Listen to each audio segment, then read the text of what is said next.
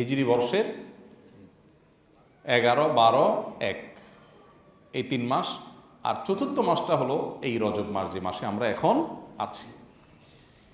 সম্মানিত মাস হিসাবে এই 4টি মাসের একটা বিশেষ মর্যাদা আছে। তাহলে আমরা কি করবো এই মর্যাদাপূর্ণ মাসে? বিশেষ কোনো করণীয় নেই, রুটিন যে কাজগুলো আছে এগুলোকে বিশেষ গুরুত্বের সাথে শুধু করা, যে সম্মানিত মাসের সম্মান রক্ষার্থে করা। ধূমপান করা খারাপ কাজ, সবসময় খারাপ কাজ, কিন্তু শ্বশুরের সামনে, বাপের সামনে, মুরব্বীর সামনে করাটা আরও বেশি খারাপ। আমরা অন্য সময় গুনাহ করবই না, সম্মানিত মাসগুলোতে গুনাহ থেকে বাঁচার জন্য এক্সট্রা কেয়ার করব, বাস এটাই হলো সম্মানিত মাসের সম্মান প্রদর্শন করা।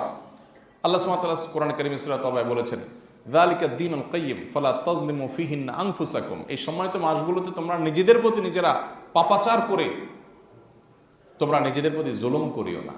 তার মানে এই মাসগুলোর সম্মানার্থে পাপাচার থেকে বেঁচে থাকার জন্য বিশেষভাবে যত্নশীল হওয়া হলো আমাদের কর্তব্য।